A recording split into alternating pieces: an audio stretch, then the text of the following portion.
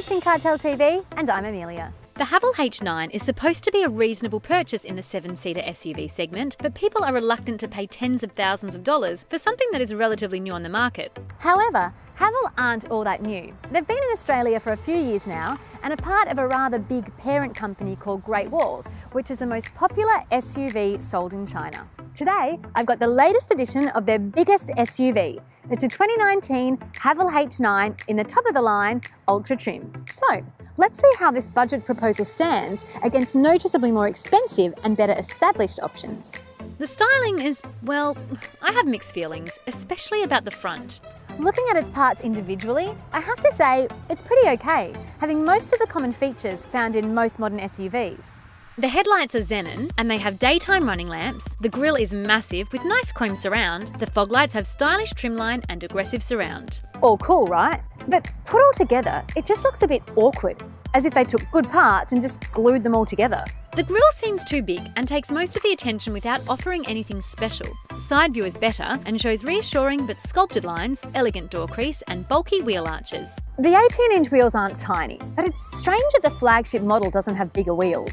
Side steps and roof rails are standard across the range. The engine in the H9 is a 2-litre turbo petrol with double VVT and direct fuel injection. It produces 180 kilowatts of power and 350 newton meters of torque from 1800 revs. The engine is paired with 8-speed ZF gearbox with paddle shifters. Still, we don't see a diesel option on offer, which I'm sure will turn a few Aussie buyers away. Low torque is still good in this car and driving off-road is easy, but at least an option of a diesel would be welcomed. All H9s are 4-wheel drive, and paired with a ZF gearbox and reasonable torque makes them very capable.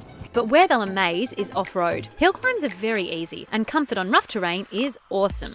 Traction control is also awesome. It's a nice balance between confidence and intrusion, and it's good. Add to this simple double wishbone front suspension and multi-link rear and it becomes affordable to maintain despite its great ability. And I mean great. Asymmetrical wishbones make for camber angle adjustments very fast and seamless, and this is great for rough terrains. Also, alongside the standard drive models for SUVs, there are separate settings for sand, snow and mud. Off-road, the H9 is surprisingly good. On the road, you understand why the 2-litre engine is enough for the off-road. It's that ZF gearbox. It shifts when you want it to, and it makes the most of that low-end torque, giving a smooth and reassuring ride.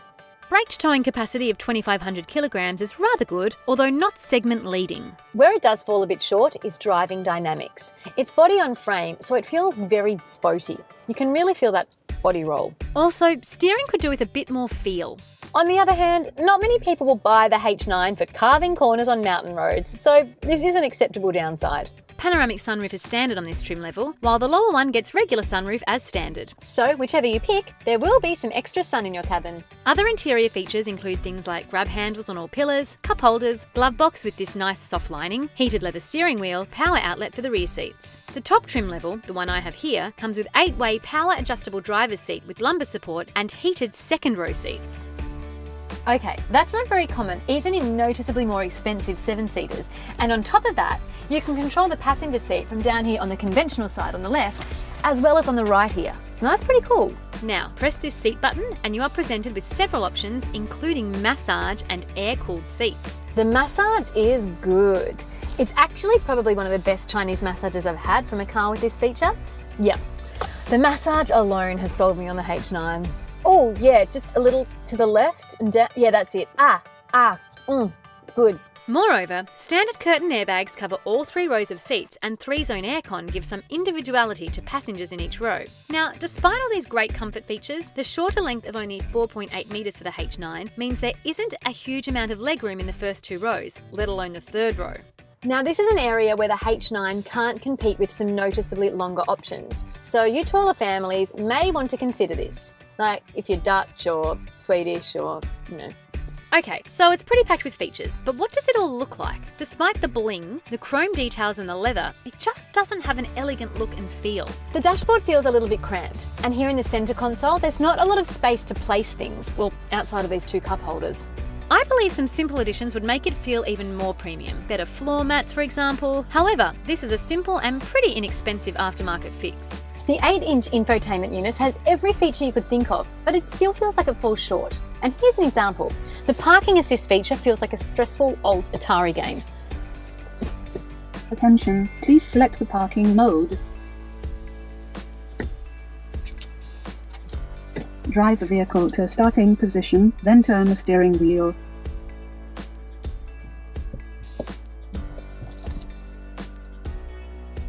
And there is no Apple Carplay or Android Auto.